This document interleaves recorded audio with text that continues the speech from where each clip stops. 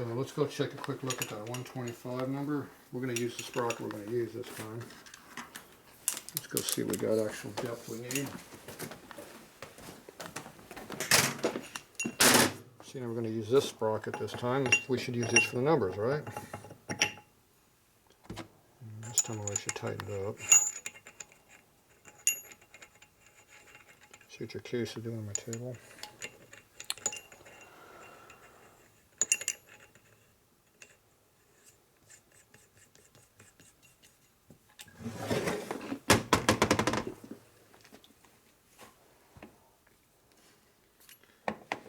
Okay, a handy dandy checking tool here.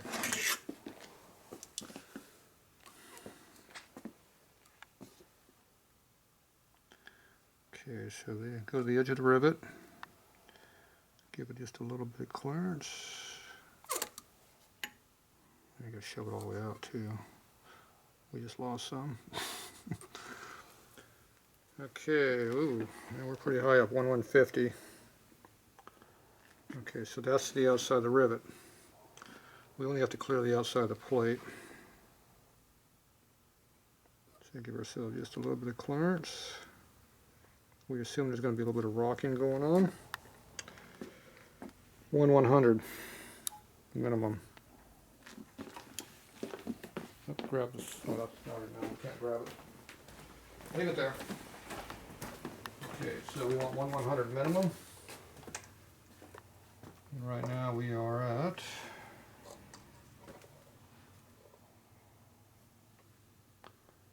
what do we got?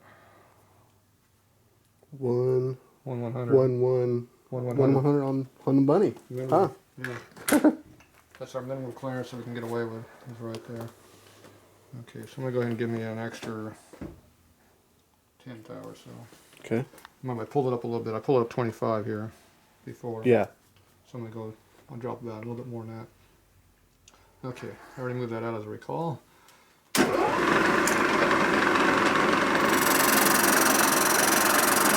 extra off we don't need.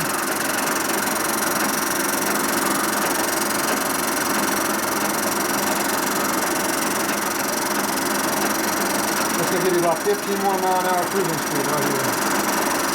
Money well spent. Do the rear wheel, you can get another 10. Do that rear sprocket. No, not 10, it's 3. What size so you had?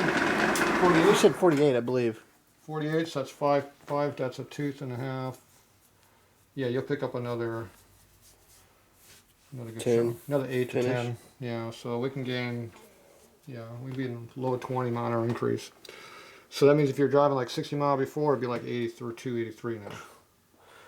Highway speeds. And you said your bike didn't like going above 68 mile/an-hour before? 68 is where she liked to lope. She didn't like going much more than that. So 65, 68 was the max sweet spot.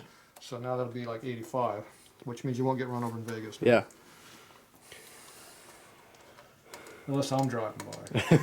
I'll just try to stay out of your way. Yeah, you'll be a problem. But other than that, you should be okay. Okay, so now we got that cut there. Okay, now this diameter right here is a problem. See, it's not enough. Mm-hmm. So we need to cut this back a little bit right here. Take a little bit out of that? Yes, all because we need to do that. The problem is we're cutting here, so I can't move it that way and cut the same diameter. Right. So you got to jump down to something smaller. We'll have to do something different. But we got to get this out of here because your sprocket's not going to be this small. So it's going to hit right here if we don't do something. So I can either fudge it or I can fudge it with this. It's two different ways of fudging it. Usually what I do, I just use a end mill. I just hand crank it where I want to be.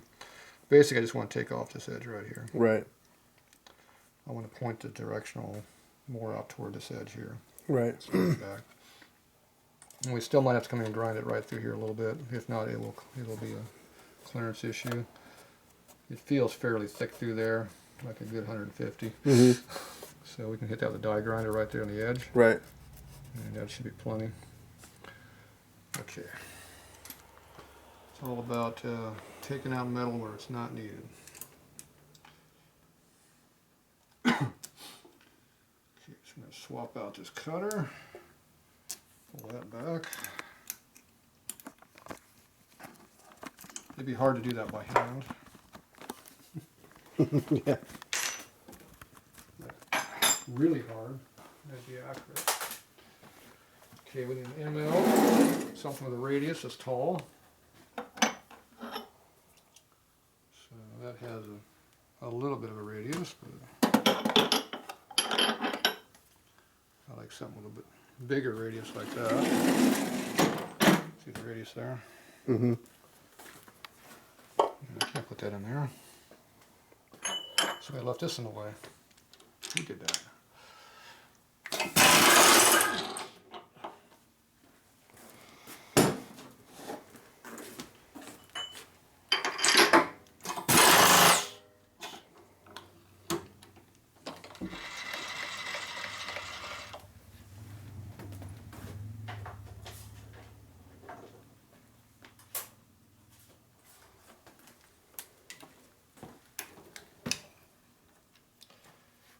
Okay, so what do you want to cut it from about here to here?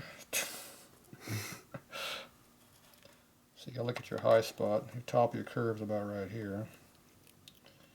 So what do you think we're gonna shorten the back up by? Probably about to this spot here.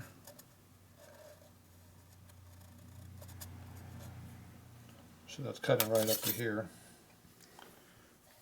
It's hard to see the mark, but Yeah. that's why red looks better. You can see it better. Black sucks. Can't see it black. But orange. Somebody to bring me any new felt tips lately. I'm running out all the good colors. Okay, so in the right below spot. Same thing, pulling about 3/16 from that edge up over here.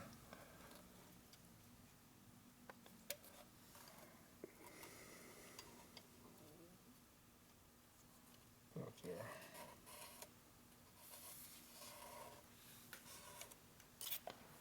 So you can see it a lot better than this one over here. So Yeah, for sure. cut that one off. Flush it out. Come on about an 8. Oop. See, it's called a tangent line right from there.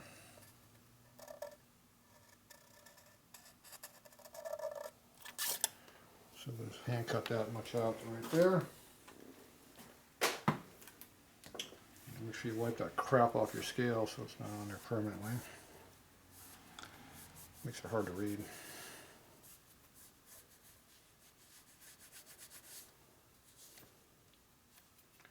Yeah, somebody came all over the damn thing. Alright, so now we know what we want to cut.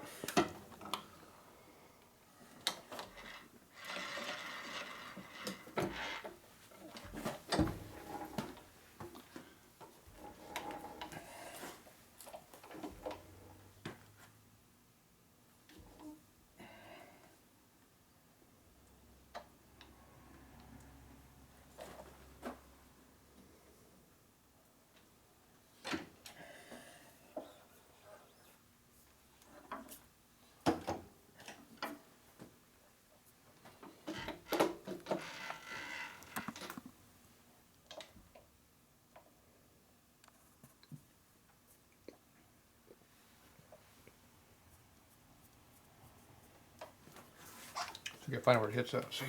Mm-hmm. Should just kiss it. Hear that? Yep. That means we're hitting. Sort of 19. So there's 18. Didn't hit now. Yep. Okay, so. Oh, that went all the way down. Damn it. Thought I had it all the way down.